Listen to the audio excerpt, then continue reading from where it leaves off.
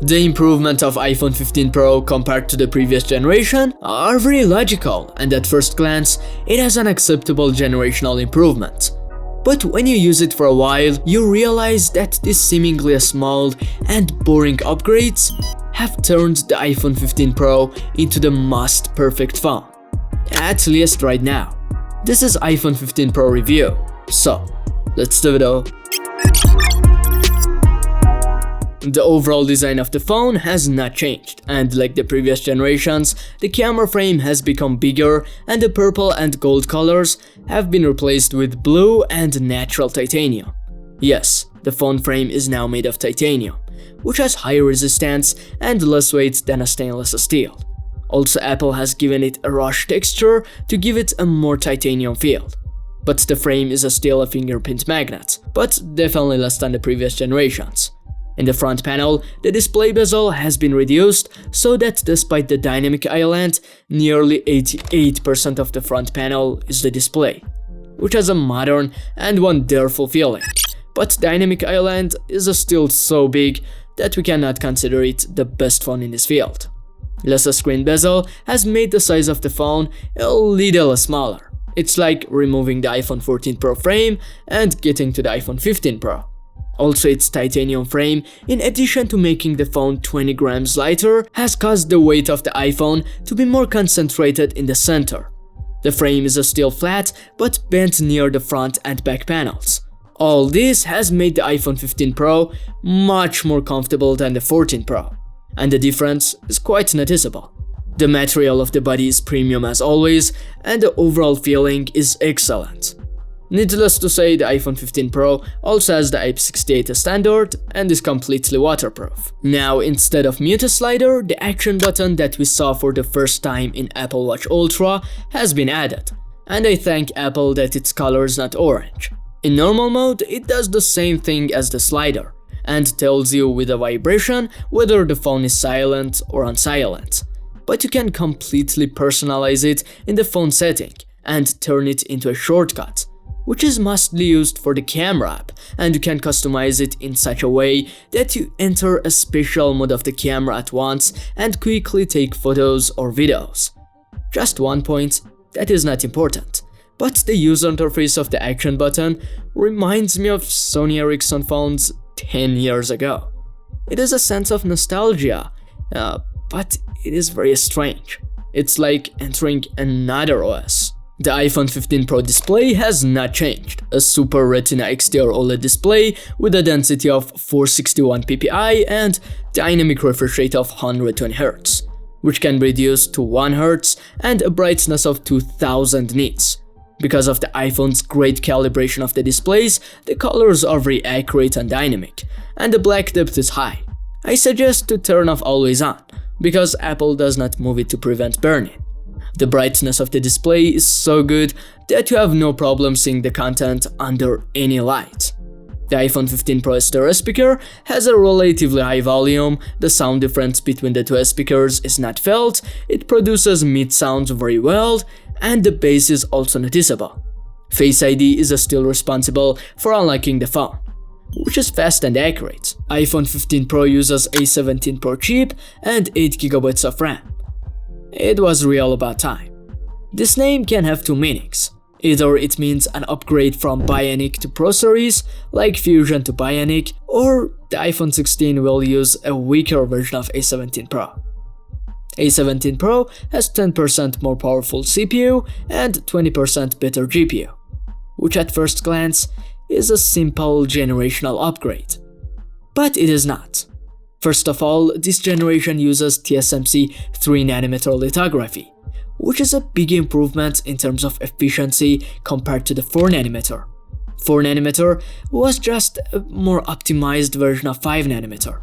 Also, it seems like this little performance improvement is needed for many features, especially in the camera department.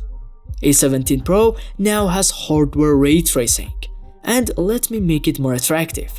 Resident Evil Village and 4 Remake and Assassin's Creed Mirage will release for this phone, and not in the form of cloud gaming, but in the form of hardware. And if this trend continues, the portable gaming industry will completely change. Of course, all these games run on 720p resolution, and the phone heats up a little faster. In general, currently iPhone 15 Pro is the best phone in terms of hardware and the use of powerful hardware. iPhone 15 Pro comes with iOS 17 and has software support for up to 5 years. iOS is known by everyone as closed, useful, simple, and smooth. I suggest you watch the reviews of iOS 17. But what is important is the possibility of hardware implementation of some of these functions, such as FaceTime effects, which made them extremely smoother in iPhone 15 Pro. The iPhone 15 Pro battery is about 3300 mAh, which is much smaller than Android phone's battery, like previous generations.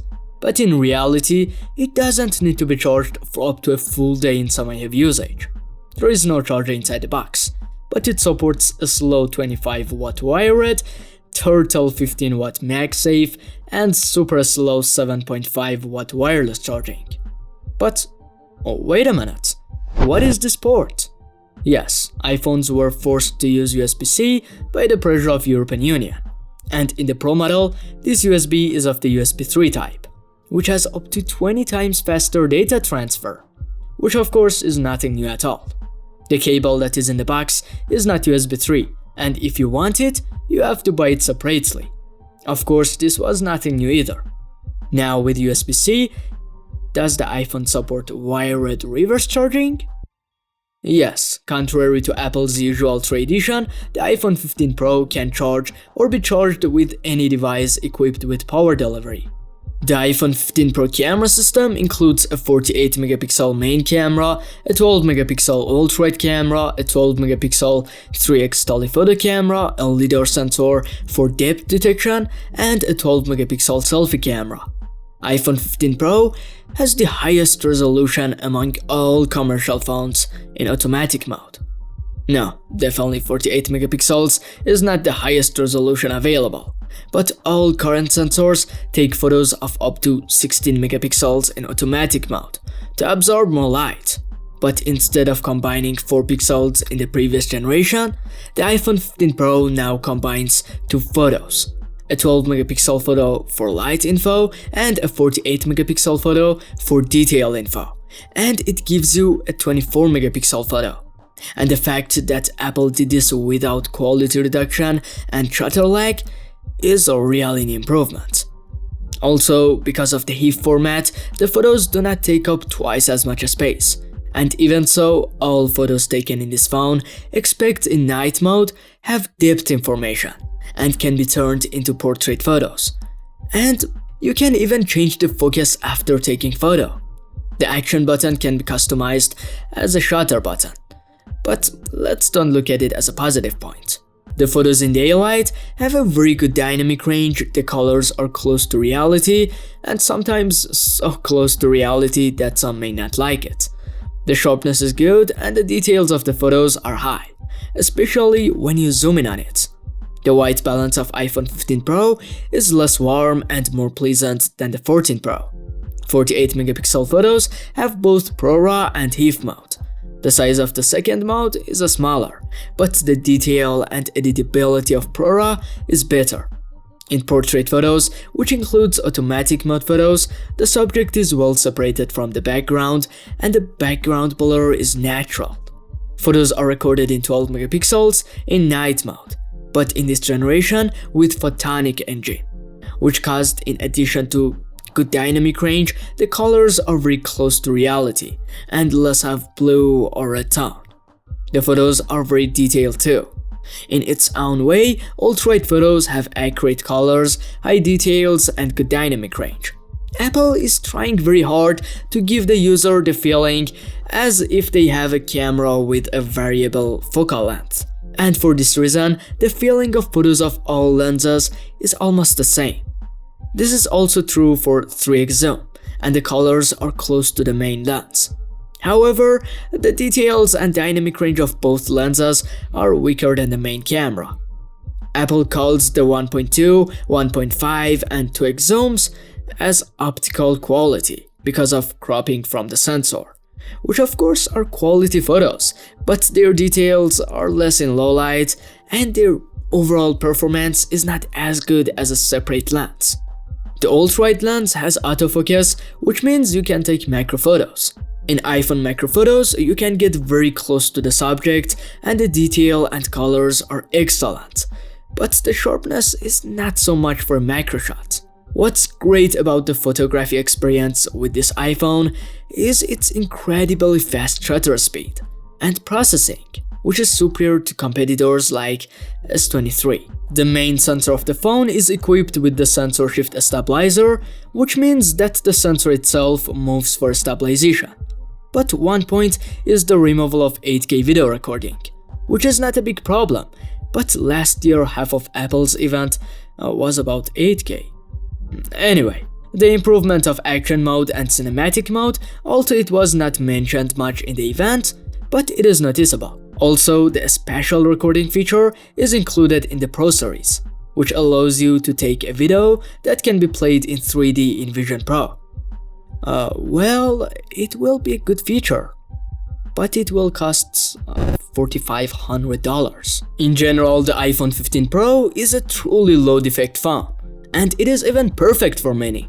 I am not an Apple fan, but if you're okay with iOS, it's by far the best phone you can buy. In terms of price, it is in the right place, but if you're looking for the best iPhone, the problem of Pro Max being uncomfortable is somewhat solved, although it's definitely not as comfortable as the Pro model. The Pro Max offers a larger screen and battery, a 5x periscope camera instead of 3x telephoto, and the base version has 256GB of storage. But it is $200 more expensive. The choice is yours. Thanks for watching. If you like this video, like it, and if you like my content, subscribe to my channel. Goodbye, see you next video.